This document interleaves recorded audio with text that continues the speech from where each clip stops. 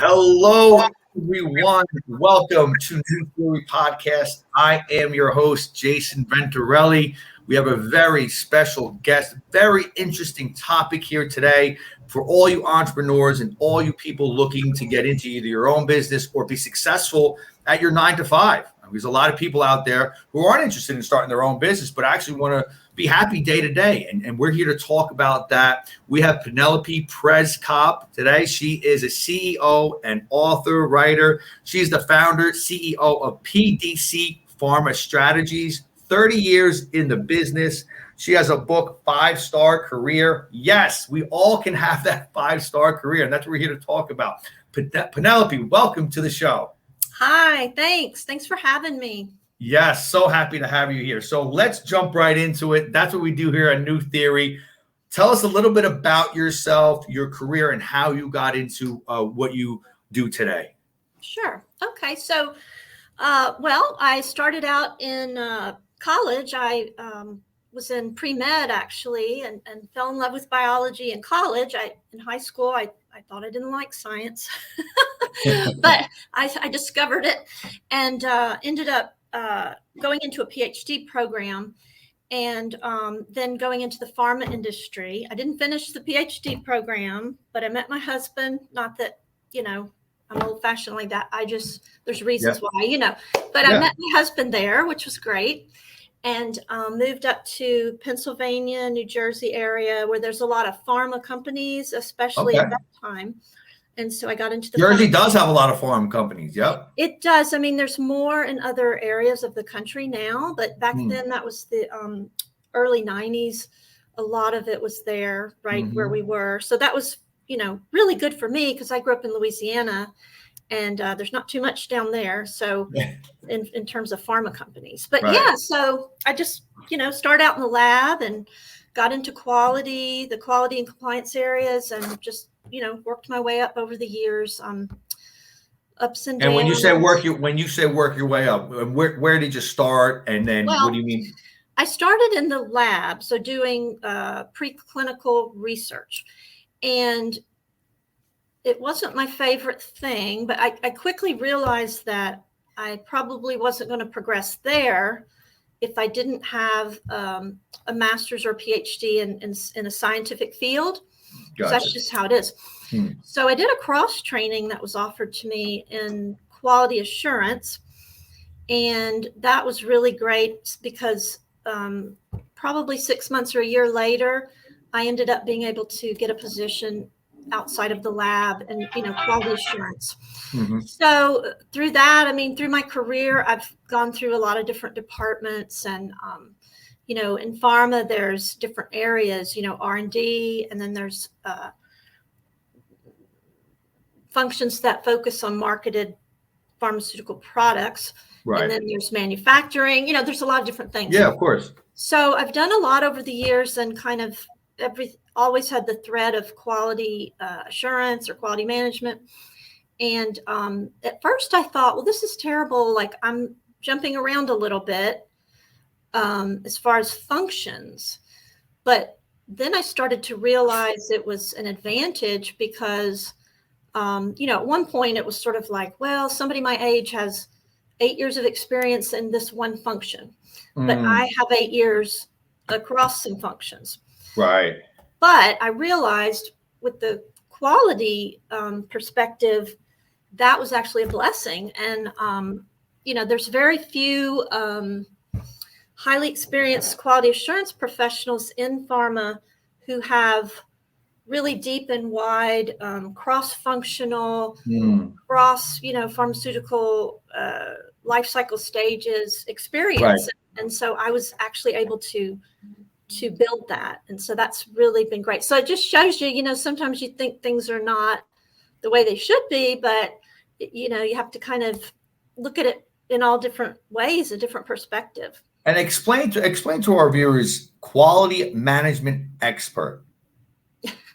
Explain that. Okay. So there's a science called quality management, which many people are not aware of, but it's pretty much really a strong it's strongly utilized and practiced in manufacturing. Gotcha. Particularly in highly regulated industries, because the pharmaceutical industry, right? Or, even, aerospace, nuclear, pharmaceutical, because, if you're selling hairbrushes, you want your hairbrush to be perfect, of course. And if it's not, you're going to lose business. But in these highly regulated industries, if your product is defective, people could die. So, right. You need, these industries had realized, and the regulators that watch over them also realized, this is really critical for these industries. So, and real quick, not to side jump here. No, it's okay. The food industry, quality management. Yeah. I mean, who sets a higher bar? Pharmaceutical or the food industry? Pharmaceutical, correct? Well, I mean, I'm not an expert in the food industry. Right. There's a lot of regulations around food now, certainly more around, I mean, I'm not an expert. So, beef and, all these kinds of things than, say, a restaurant. But there's, there's regulations. But so it's hard for me to say, but I'm guessing pharmaceutical is more complex, Okay. So please continue. So going back to the quality. Right. So pharma companies they're required to have really quality assurance and quality management professionals who help them make sure that they're following all of these regulations that apply to them. Mm-hmm. So that's what I got into. So, doing a lot of audits of clinical investigator sites, where they're doing clinical research with people. Right. Gotcha. There's a lot of regulations, though, even on some of the lab work, certainly, research with animals, all this kind of stuff. Right. And there's just so many regulations about reporting. And you had a team, obviously. Mm-hmm. Well, not when I started. I mean, when I started, I was working for someone, Right. But yeah, over so many years, I kind of, worked my way up, if you will, with promotions and things like that. And for quite a few years, I was a global director of global quality management at Johnson & Johnson for pharmacovigilance, which is drug safety, which is one specific area. And I had a big team of people. But after I left J&J, I really started consulting.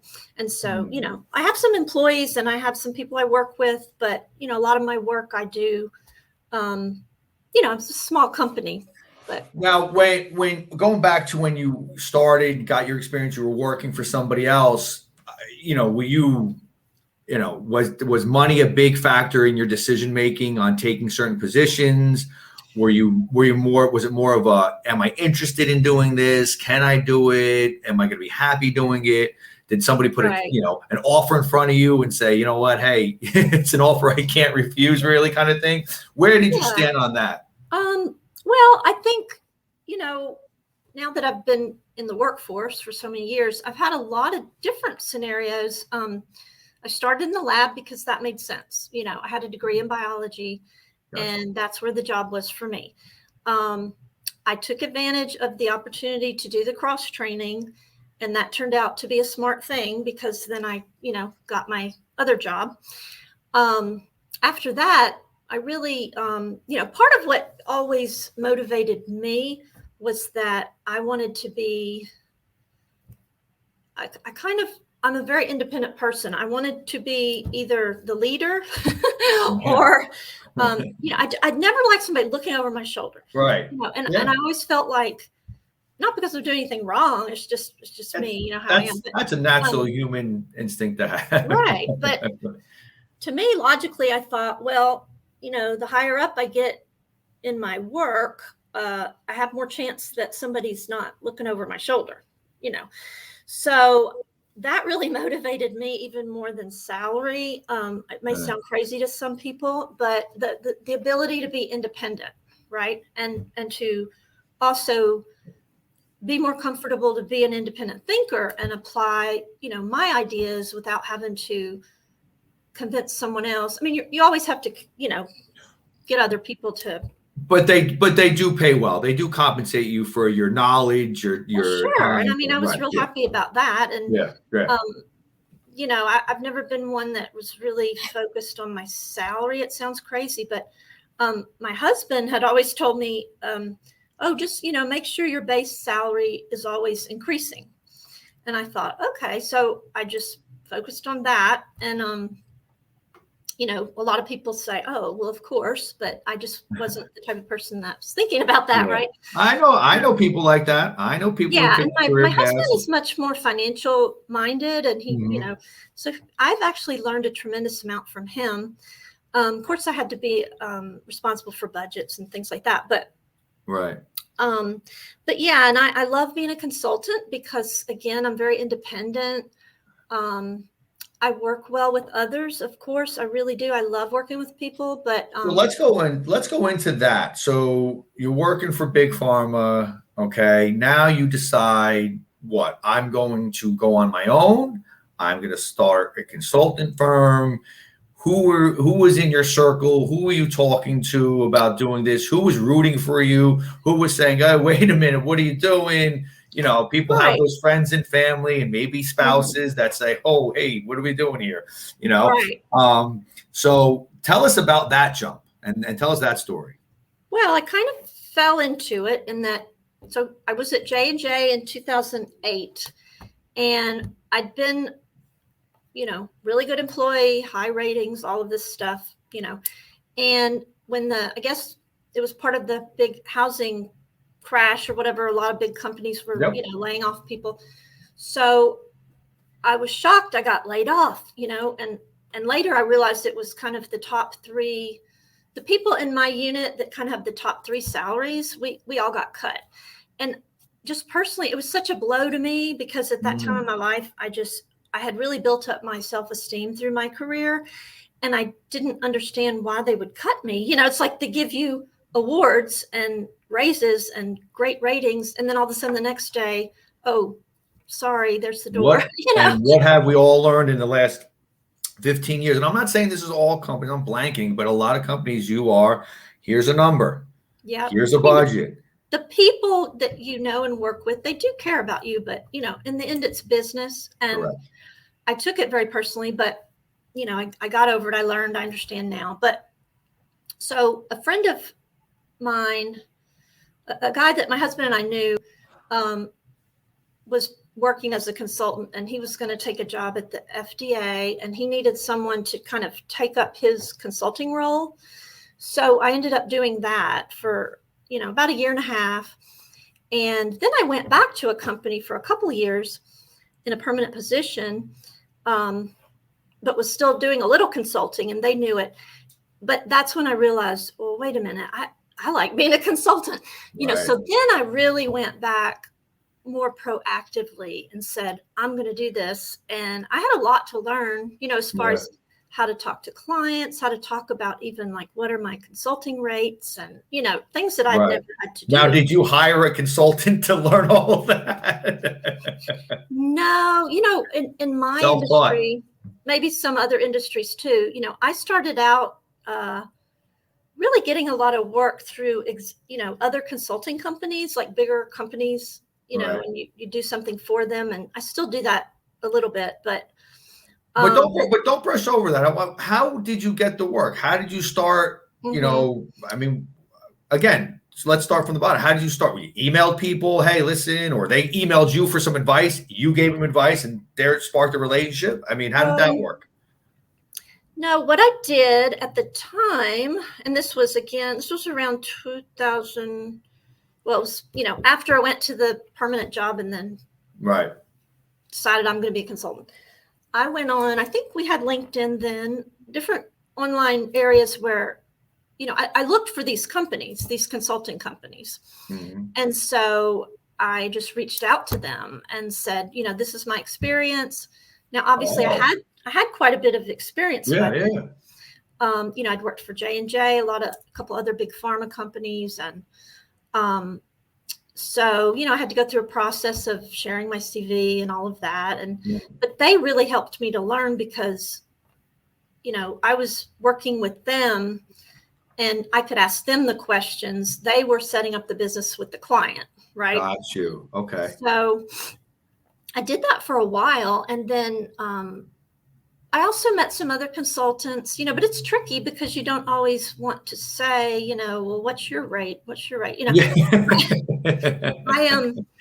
I did research online. Yeah. Right. It's hard to figure it out sometimes. And then you don't want to be too high, but you don't want to be too low either. Exactly. And I did a project with a gentleman, older gentleman that was really very, very experienced, after I'd been doing that for a few years. And he's the one that told me, he said, you could get your own clients, you should be able to do that by now. And, go to industry meetings, call people, because as a consultant, you do get a higher rate if you're not working with another consultant, Right. And I wanted to do that. So that's when I started. And it took me a couple of years to really get to the point where most of my work is direct, have direct clients. Yeah. Yeah. But it is a process and you just have to chip away. One time, because of my home situation, I'd been traveling a lot, and then my husband got a job that he had to travel, and we still had a kid in high school. So I took a consulting position that was, like full-time, no travel. So people were calling me to do work, and I was having to say no, but because I told them what I was doing. Yeah. But then as time went on, I made sure that I emailed them every once in a while. And then this is when I was working with the other companies, right. To just check in and everything. And then they were all very happy when my 2-year thing was up, because they were ready to, have me help them. And I think looking back, that was smart, because I didn't want to lose all those contacts, that I'd made. Did you have a goal? Like a lot of people, put down on paper, okay, in 3 months, I'd love to have, 2 clients. In 6 months, you set a goal of how many clients and how many months, or, what was your goal setting when you first started? Or, it wasn't just, let's see what happens, right? You had a plan. Right. When I first started, there were even some days in each month that I wasn't working, right? Because I didn't have, that much. I had plenty of work for what I needed, but,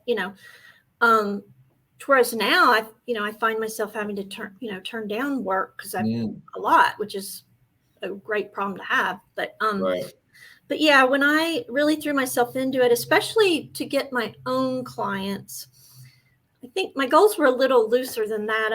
I said, within a year, I want, 60% of my work to be with direct clients. Yeah.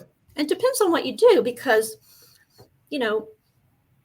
what kind of consultant you are. Like, in other words, depending on the work you do, you might just have 2 clients, and that might keep you busy for a year, Right. Whereas other types of work, you might have to have 2 new clients every month. So it's, it varies. But one thing I give this advice to people on LinkedIn.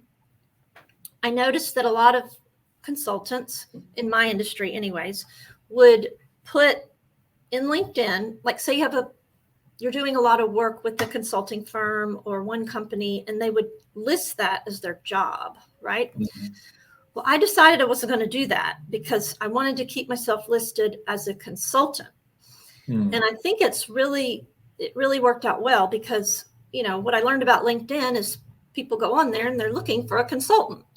So if they, do their searches and it looks like you're, working full time for this company, they just automatically, or it's not even going to come up in their search, or it doesn't look like you're open to hear from them. Gotcha. So I always recommend that people, you could list like companies you're working with or have worked with in the description, right? But keep yourself as a consultant, right? In that little bio. In the bio, yeah, that's a good tip. That's a really good tip. And in your jobs, like the right, 2 job, years, right? the 2 years that I worked for the one company, I could have put such and such company. And it looks like I worked there for 2 years, but I was a consultant working for them. So I didn't do that. I just kept it. I'm a consultant. Right. So a year goes by. Did you hit your goal? Did you was 60%, or were you near that 60%, or were you above and beyond that? No, I did. I mean, again, I didn't track it so closely, Right. But it took me a couple of years to be about 80% with direct clients. So, it's not overnight. No, but that was my point. I mean, it's not a quick, February 1st, you start, and then by February 29th, you're successful. People think, if they don't see success in the first 1, 2, 3 months, they're giving up. I'm just going to go back to corporate. I'm going to give up this, my dreams of becoming whatever it is. And it's not quick. It's a lot of ups, downs, investment of time and money. So, and I'll say too, I've ended up meeting a lot of my clients in the last couple of years because they've read articles that I've written. So I don't write articles to generate business necessarily. I'm a writer. I like to write. But a lot of people have reached out to me because they read my article and such and so. So that's, if you're in a position to do that, I think that's a good thing. Right. Articles that would be read by your industry. Of course. Yeah. Yes. So now you got how many clients? Well, it varies, but right now I have 3 or 4. I have 4 that I have ongoing sort of contract with. Gotcha. And then, I have 1 that I'm doing something for in March. And there are companies that are in and out. They come back, they're out. Well, yeah, it depends. Like the 4 that I have that are ongoing, I have a contractual agreement with them to work X number of hours a month. Okay.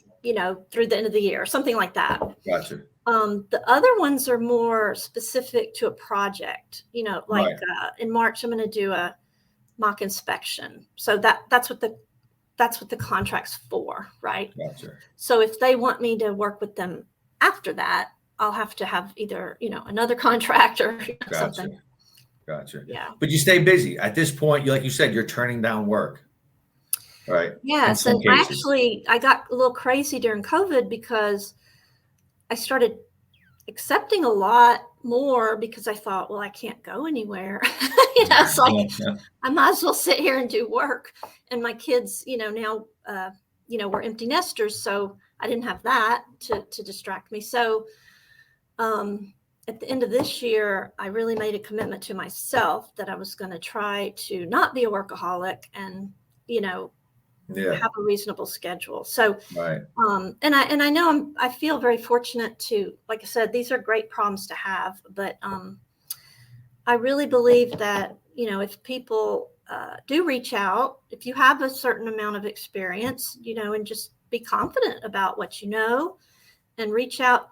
One problem that comes up though, is if you work with clients under a contract with another consulting company, there's usually something in your contract that says, you're not supposed to go and then work directly with that client, Right. Yeah. Because they introduced you. And usually there's a time period like for a year or for 2 years. Like a non-compete or I know what you're saying. Yeah. So I had to really, when I decided to I wanted direct clients, I had to really go through my contracts and think about, I had some people I could call, but I wasn't supposed to. So I made sure I didn't do that. So that, that's a little tricky. And that can get you down a little bit thinking, well, gosh, I have all these great contacts, but I can't work with them, but you have to be careful though, because you don't want to get in trouble. You don't want your reputation to suffer. So, and would you say it's fair to, if somebody out there watching now is an expert they've had many years of experience, they know their stuff, right? consulting is another career opportunity for them. Oh yeah. And I read an article the other day, I can't remember where it was, but somebody was writing and saying, consultants are experts at talking to you and, trying to figure out what else can I do for you. And then right.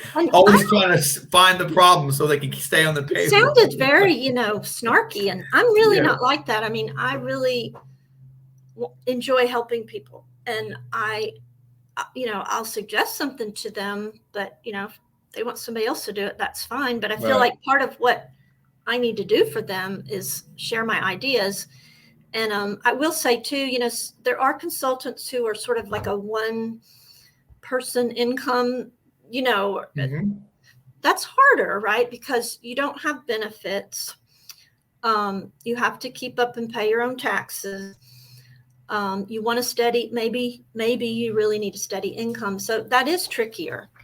But, fortunately for me, my husband, we have the benefits through his company. Right. And so that made it a little easier for me. Anything that you're going to jump into, prepare yourself financially, healthcare, whatever it may be. Right. Your spouse, your family, of course. Right.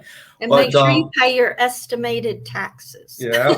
Right. Unless you're just really good at saving up your money, because you could get hit at the end of the year. Oh, yeah. Yes. So let's jump in now to your writing. Okay. You said, you know what, I can teach people. Okay. You're already consulting these big companies. I can show people how to live a life of abundance as far as, freedom, time, happiness. And that's not just being an entrepreneur. And by the way, everyone, just because you own your own business doesn't mean that you're on the beach sipping Mai Tais and, just answering and working off your cell phone. Mm-hmm. Entrepreneurs, 9-to-5 people, everybody works hard if they're dedicated, motivated. Everybody works hard, especially if you're running your own business. You're the main person. If you don't work, nothing gets done. Paychecks don't come in. Nobody, stuff doesn't happen. But tell me a little bit about, let's dive into the book and how we can show people they can be happy in their careers, being either an entrepreneur or their 9-to-5s. Sure. So I wrote this book because, as I mentioned, my area of expertise in the pharma industry is quality management, quality assurance, Right. So over the years, I really started to apply these concepts to my own life in terms of, how to recognize an issue and how to think about, what's the root cause of this and how can I address it without blaming, somebody else. Because in business, right, you can't do that. You can't, at least in regulated businesses where you have to put in a corrective action or something. You can't, it's unacceptable to say, well, the root cause is, Jim next door is not real smart and didn't do his job. You just can't. Yeah. So you kind of learn to look at things from a very different lens and sort of a process lens. And so I thought, well, why don't people do that in life? So true. I never was one to blame other people, but a lot of people do. They're not taught this process improvement science, really. Right. So I wrote this book that talks about how to apply those concepts used in manufacturing and even service industries for companies to make sure that their clients are satisfied, right? So it has to do with, recognizing issues or planning properly, then recognizing issues, correcting them properly so they don't happen again, learning from it. Also, making decisions based on risk, benefit, doing risk analysis. And so I thought, well, everybody talks about quality of life, but I still don't know anybody's like applying these concepts to regular life, So I did begin to do that in my own life. So I was really excited to write the book. And I share a lot of my own experience, but I take the readers through just, basic overview of what quality management is, and then how they can apply this personally to, visualize the outcome they want. Like they're the customer, if you think of it that way. What product do they want? If you consider your life or your career as a product and you're the customer, but you also, it sounds confusing, but you also are the manufacturer, which is true in business too. A lot of people end up manufacturing products because they needed something, right? So the whole idea is going through that process of identifying what it is you're trying to create, how you're going to create it, how to recognize issues, what to do when an issue comes up so that you can stay on the right path, make the right decision so you don't get sidetracked,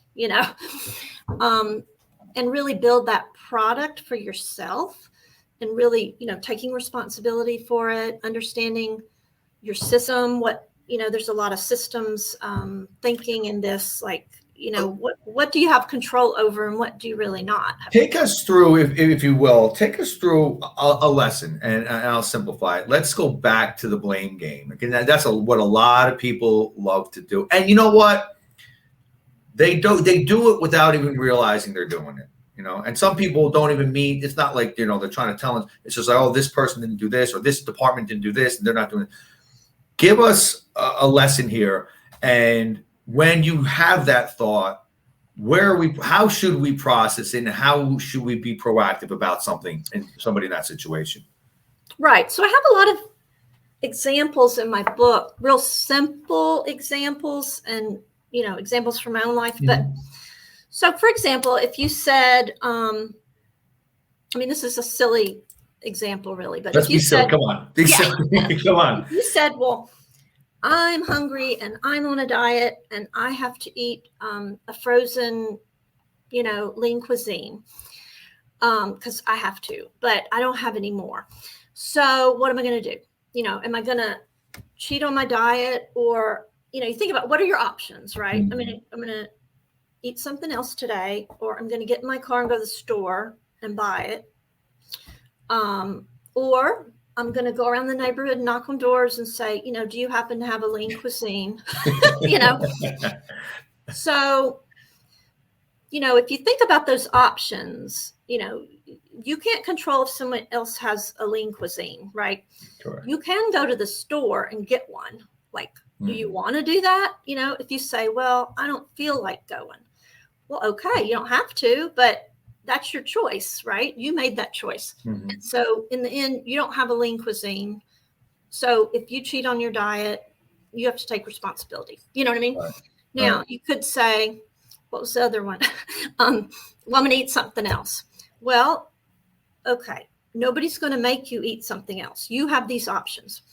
So what if you said, well, I'm going to go ask my neighbor, and you went and asked a couple neighbors, and they don't have any lean cuisines, and you're just so frustrated, so you go home and eat something else, and then you're just so down and out, and you just get so mad. I can't believe these neighbors didn't have a lean cuisine for me. Like, what the heck, and you're it's a stupid example, but it's like you're blaming them, right? Something for something that you had options and you had control over. You decided the option where you needed to depend on something that, and not only that, let's talk about moving forward. That already happened. You don't have what you needed. Right. Now, how can we fix this? Right. And we don't need to get the email universe involved, the blame game, emailing this department, CCing this department, and this. So, right. How can we fix this? Yes. Yeah, so, the key is, when you look at your options, to really, if you can understand what you have control over, and, you can think of all the options, but in those options, two things you have to consider, what control do you have in that scenario if you choose that option? And also, what is the risk if you choose that option? Mm-hmm. And the third thing really too is, do you have control? What's the risk? I guess the risk is related to this, that, what is it going to cost you? Right. Mm-hmm. Because a lot of times people do have options, but they don't want to sort of pay the price, and then they want to blame other people because they said, well, the option that I had control over was too hard, too expensive, or would take too long, But yeah, I mean, back to your question about email, I guess you're talking about work again. In my area, in pharma and regulated industries, the truth is sometimes things happen that are other people's fault, or other department. I mean, it's true. It's human nature. Maybe the guy in the next office is truly not qualified for his job, but, you can't do anything about that. You didn't, I mean, if you're not his boss, like you can't change him. You're not his boss, so you can't blame him and expect that to impact your problem. Like, you right. And let me tell you something, if you believe you're at the right company or you're working for the right people, that's going to show down the road where you've picked up the ball when somebody else dropped it. Okay. Right.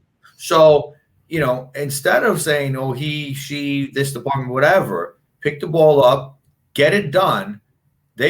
People will notice, uppers will notice if you truly believe you're at the right place, and you'll prosper that way. You'll prosper more that way than saying, pushing issues on other people.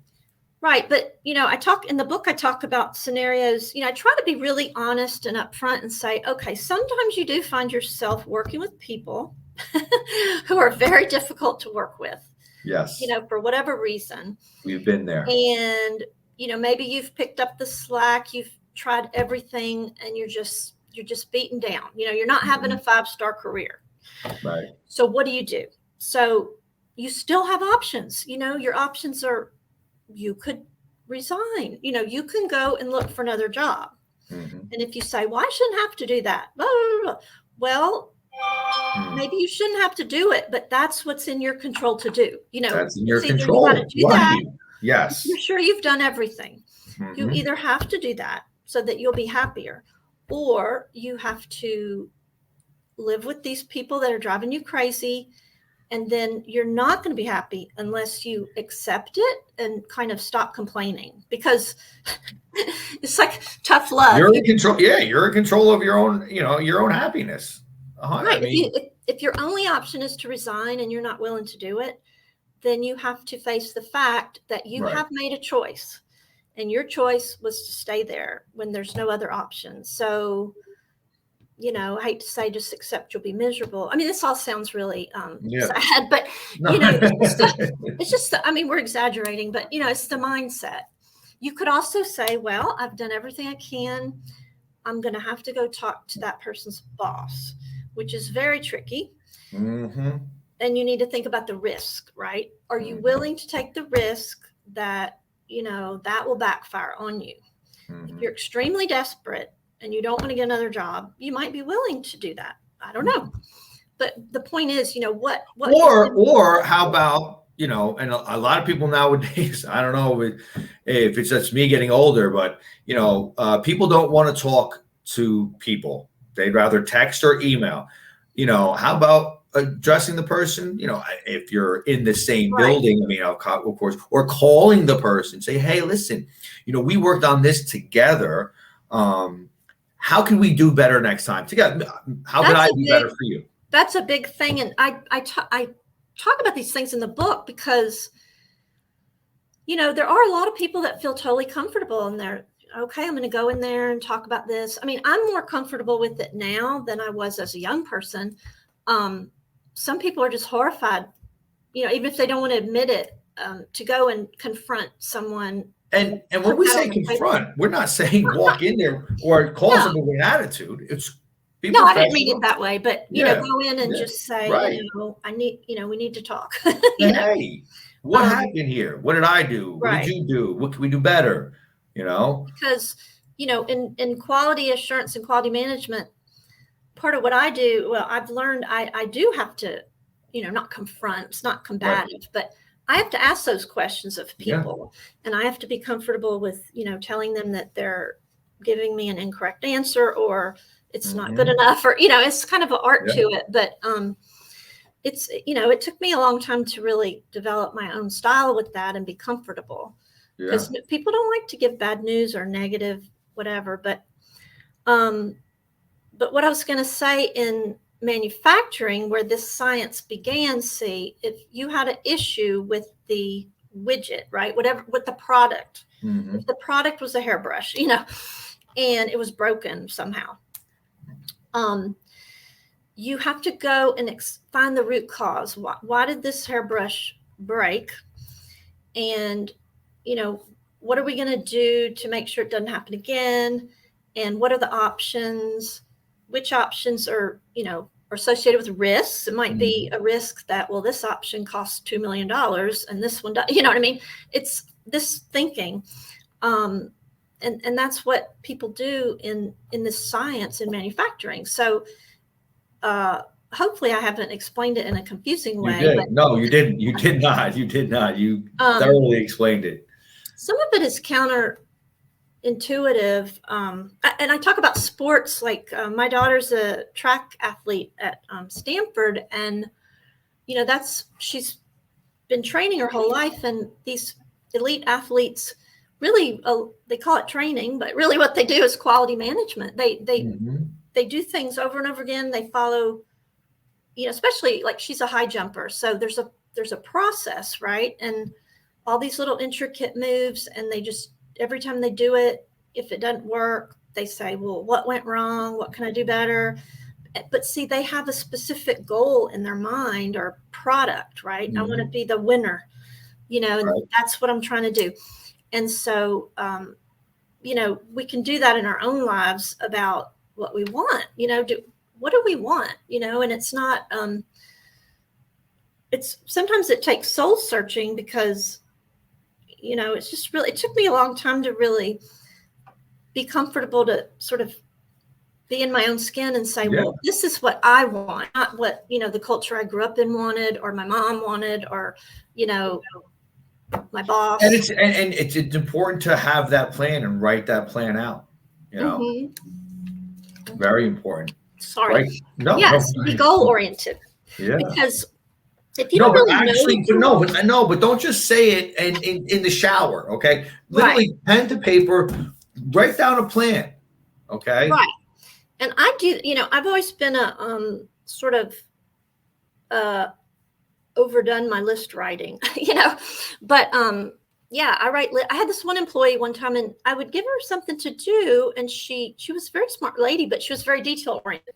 Yeah. And if I gave her the big picture, she would come in my office and just be really stressed. Like, I don't know how to start. I don't, and I would always just say, okay, let's just break it down into the steps. And if you do that and take the time to do that, then you start at step one. And I mean, I didn't talk to her like, down to her. You start at step one, and then you focus on step one. You don't worry about all the other steps. That's the way I started writing books. I was so overwhelmed, and I thought, well, I'll just take it one chapter at a time. Because if I thought about the rest of it, it was just, oh my gosh, how could I ever write, all those words? Right. And that kind of process comes naturally to a lot of people, but there's a lot of people that it doesn't. I mean, that woman, I loved her to death, but she had trouble just thinking through what the steps would be, but she had other, fantastic skills that I needed in my team, so. That's interesting. Did you ever think about coaching in how to become a consultant? I mean, the coaching industry is huge. I mean, people would love to learn how they could take their expertise and become a consultant. Right. Have you ever thought about doing something like that? Has anybody ever come across you and talked to you about that? Has that been on your list of things or anything, maybe down the road? Yeah, I've had a couple of people talk to me, not for a fee or whatever, but, ask my advice about how to get into consulting. One thing I love about my job is I feel like I naturally do a lot of coaching with my clients, right? Because they're asking me for, advice, and I look at a certain scenario and say, well, this, and that, considering this, and this, here's what I would do. You know what I mean? Right. And every company's different, and every person's different. So I think people really, I don't know if it's me or somebody else that would help them, but really look at your own life and all the different aspects and come up with a plan, rather than saying, oh, here's this cookie cutter plan I read, how to be a consultant. It just might not fit for you, So, but anyways, I have thought about that. I do a lot of training, and, I thought about that. That's interesting. Yeah. Great. Yeah. Because coaching, I do a little bit of coaching myself. I have a mentorship course that, I teach people. One of my businesses that I do is business loans, and we do real estate investment loans as well. So I teach people how they can become a broker and how they get involved in that. So you came to mind when we had this subject. I'm like, you'd be good at, the coaching aspect too, because there are a lot of people out there who want to take what they know and become a consultant in that. Yeah, I think I would enjoy that. And I'm not so sure that my advice would be the same as, all the other coaches. I don't know. Like I just have to, give, I try to think very logically. I'm not a salesy person. I don't approach it as, That's funny, because you do have to sell yourself out there to companies and to gather up business. So, right. But I know what you mean. You're more on the technical side of things, right? More than. But I think my clients like me too, because I'm just down to earth, and I don't do it on purpose to get their business, but I just really believe in interacting well with people and just being a normal person, and showing them that I want to help them, and I just be very honest. And if it's not a good fit, then that's fine, but if it is, then I feel like they feel comfortable with me and they trust me, because I think as a consultant, well, I've seen and heard from clients and other people, for example, there might be one consultant who, I don't know, looks better on paper, or has a PhD from Harvard or something, I don't know. And then there's another one who certainly has a lot of experience, but maybe not on paper. Maybe this one looked better, but they often want to choose the person that they feel comfortable with, and that they feel really truly cares about them and their company. And so if I feel like if they get a vibe of used car salesman type thing or whatever, especially small companies, because I've heard from a lot of small companies that when they have consultants come in that are used to working with huge companies, I work with all sizes, but some of these real polished, and I'm not trying to put them down or anything. I think some big companies expect this, right? They come in and they're very polished, and they have, I don't know, they're just very, I don't know how to say it, but very businesslike, and everything's perfect, and they have the slide deck and all that. Sometimes that overwhelms smaller companies, because I don't know, they just like, they just feel like that person's not gonna. Yeah, I agree with you. And when I jump on a sales call, or you have to have a human touch. You can have all the slides, all the technical jargon, and that's good. It has its place, but definitely have to have the human touch to it. Right. And I'm not suggesting that you wouldn't. And that's where you build trust. Right. I'm not suggesting you wouldn't be prepared or what have you. No, right. No, right. So there's a lot. Another thing in my industry with quality, especially, there's really a lack of quality professionals that have experience in certain areas. And there's a lot of quality professionals that want to make the move to that area. and I think there's an opening there to help people with coaching or training, and I've thought about that before.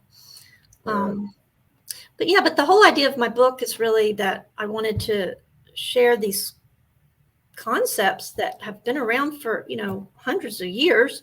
But that's why I want people, and we're going to put a link to your book when we send this out to everyone. But it's been around for a while, but it takes somebody such as yourself, to say, hey, wait a minute, I can put this together and I can teach people how to manage this. And, and that's why I'm very interested in your book and our audience, I'm sure as well. Put it all together. I hope so. And I actually made it's not super complex, but I created this spreadsheet that you can download from my website, no cost. And the idea is you read through the book up to, I think it's chapter 9. And then, you don't have to, but if you want to, you can go download this spreadsheet, and it's designed to kind of help you think through what I call sort of your story data. So, in this science of quality management too, there's a lot of use of data, so what is your data in your life? It's what has happened, and really look at what has happened without blaming anybody or thinking about why. Just, I have a list of questions. And then, looking at it, one of the big things is from a, gosh, it's late here. I'm having a brain freeze. Subjective and objective facts and information. So you really have to know the difference between the two. And when you answer a question, then ask yourself, was that question asking for a subjective opinion or, answer, or really objective? And then look at how you answered it, because it's really interesting, because a lot of people will give a subjective answer to a question that really is asking for an objective answer. And then you really start to see how your own perceptions and ideas can be holding you back. I don't know. It's hard. I should be able to explain it perfectly, but I understand you perfectly. It's so interesting, and you're so right about that. So let's tell people where we can find you. Let's talk your website. Give us your web address. Great. Okay. So my website for my writing, where you can learn more about my book, is my name. So PenelopePrezkop.com. Just have to be careful to, spell it. We'll put the link on the bottom. They just have to click. Right. And then my company, if you're in the pharma industry, my company website is pdcstrategy.com. The company name is PDC Pharma Strategy. PDC Pharma Strategy. But the website is PDCstrategy. Right. .com. And we'll put that link as well, guys. And then the book, of course, is on Amazon, Barnes and Noble, all those kind of places. So, you should give us the title of the book again. Promote yourself. Will you give us the title again? It's called 5-Star Career. Yes. Define and build yours using the science of quality management. Perfect. And guys, we will put a link to that as well. Listen, this was a great interview. Very, very interesting. Thanks for coming, Penelope. And again, we're going to put the links down. Everybody can check her out. Get the book. I know I am. I'm super interested in this topic. This was great. So thanks for coming on. I appreciate it. Thank you. Thank you for having me. And I hope people will check it out and benefit from it. Yeah. All right. Well, have a good one. Take care. Thank you. You too.